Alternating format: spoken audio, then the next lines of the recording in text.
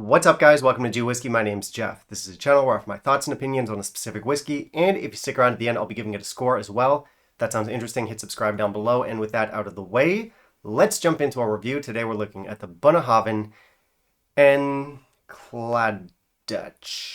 An Cladach. Nailed it.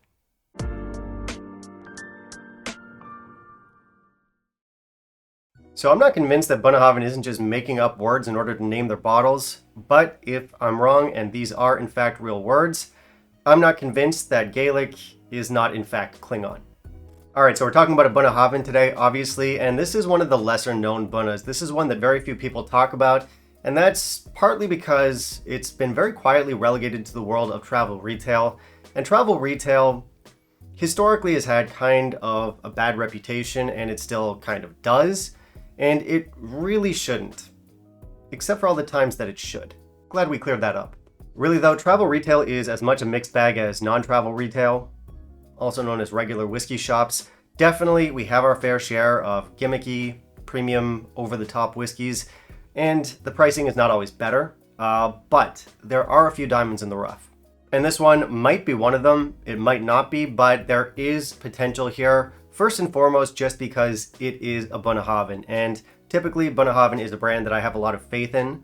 Now, I admit that faith has been kind of wavering recently, but at the end of the day, Bunna and I are still cool. Secondly, this one comes in at a good ABV. It comes in a 1 liter bottle, and it's affordable. So far so good. I like what I'm hearing. However, this one has not done too well with like bloggers, vloggers, critics, reviewers, and the like. Yeah, a lot of people are not fans of this stuff. But of course, I'm not going to let that deter me from trying it out. I am a strong, independent woman, and I can make up my own mind. But yes, much like you're watching me right now, I do consult the interwebs. I do check bottles out before I purchase them. And yeah, people just, they're not in love with this stuff. A lot of people are saying it's young, it's basic, it's unimpressive, it's forgettable. So that's not encouraging. But I'm cheap, and Bunnahabhain's a good brand, and the high ABV and all that stuff, so while it's definitely good to get some outside opinion, some outside perspective on a bottle, at the end of the day, your tastes are your own, and blah blah blah, so it's always better to check things out for yourself if you get the chance. So with that said, let's jump into our review of this one and see where I land on it. In the meantime, if you'll kindly leave a like down below, that'd be greatly appreciated. As I said, we've got a very good ABV here. This one comes in at 50%. It is, of course, non-chill filtered and natural color, as usual. So usually I do like Bunnahabhain packaging, Bunnahabhain labels, but I don't really like this one. I don't love the cardinal blue color choice. I feel like it kind of cheapens it. Also, we have like one big label. Usually Bunna has like two like segmented labels. I don't know what it is, but I definitely prefer the regular packaging. This one gets 2 out of 5. To their credit though, they did put non-chill filtered and natural color on the front of the label. Our blurbs on this one are a little bit more indulgent than what we get with the standard Bunnas, but then again, I guess that's par for the course when you're looking at travel retail. We get some very basic tasting notes. The bottle's just a bit meh though, isn't it? On the nose, we get vanilla, we get some classic Bunnahabhain sherry type flavors, we have some earthiness, we have some zestiness. There is a little bit of spiritiness here. I wouldn't call it youth, but it's spirity, which I don't mind. There's also some gentle coastal notes in here. There's like a nuttiness, kind of like an almond nuttiness. We get some bright maltiness in here.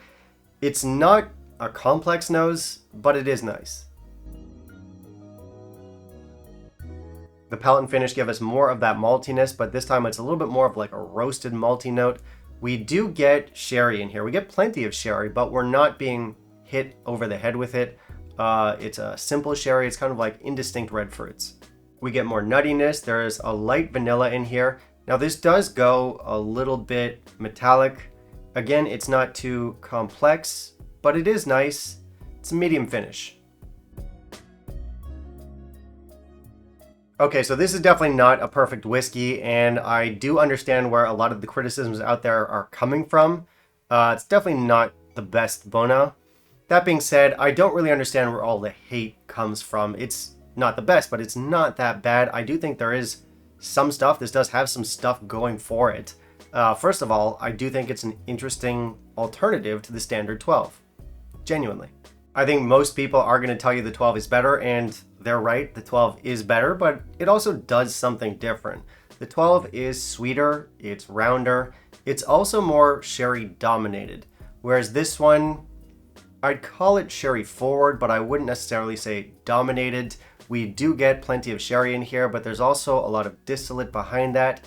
Some would even call it spiritiness, so it's not going to be for everyone. What I like in this one is that it is earthier than the 12, the modern 12, not the old 12s. There's more vanilla in here.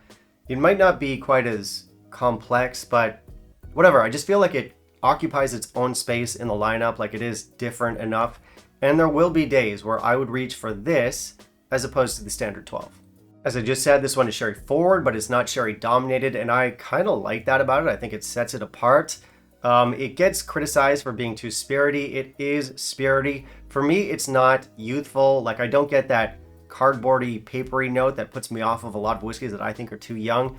I don't get that in here, but I do get that kind of metallic tinge that we sometimes get in younger whiskeys. For me, it's not enough to put me off, but it might be enough to put you off. It's borderline. So flawed, yes, but personally speaking, I'm okay with those flaws. I find a charm in those flaws, and that's because I'm different. I'm special. I'm not like those other boys.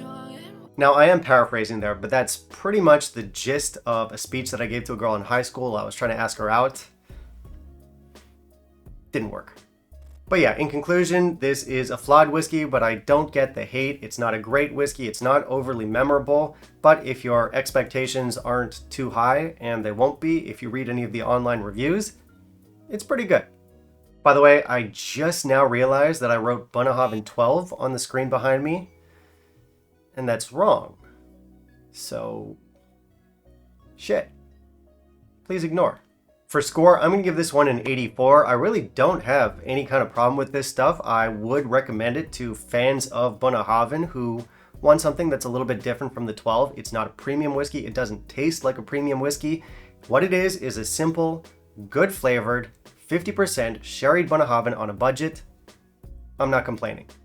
As far as distribution goes, I'm not sure where most people can find it in other markets. Like for me, I bought this one at not an airport, like just a regular whiskey shop. And it seems like after COVID, there's a lot of travel retails that are not actually travel retail anymore. So yeah, I don't know where this will be found in other markets, if it's in every market, if in your market it's sold exclusively at the airport, or if you can find it at the local shop. But you can check it out, and if the price is fair, which it should be, give it a go. It's a decent whiskey. So I think our value here is quite good. It's a 1 liter bottle, again 50% ABV, and it does do its own thing. I don't know that I'll be coming back to this bottle over and over again. I don't know that it's even a rebuy, but I do feel like for this bottle I did get my money's worth, and I think if you're a Bunna fan, then yeah, it's worth a go. Alright, that's it for me today, guys. Thank you very much for watching. If you want to help support the channel, I do have the Patreon. Otherwise, you can like, comment, and subscribe. I do want to hear from you. Have you tried our Bunnahabhain An Cladach? How did you feel about it? How would you compare it to the 12? Were you as disappointed as a lot of the online reviewers, or were you more like me and you're kind of neutral towards it? Let me know down below. Also down below in the comments, you can let me know what you want to see me review next, and I'll keep it in mind for my upcoming videos. Bye, guys.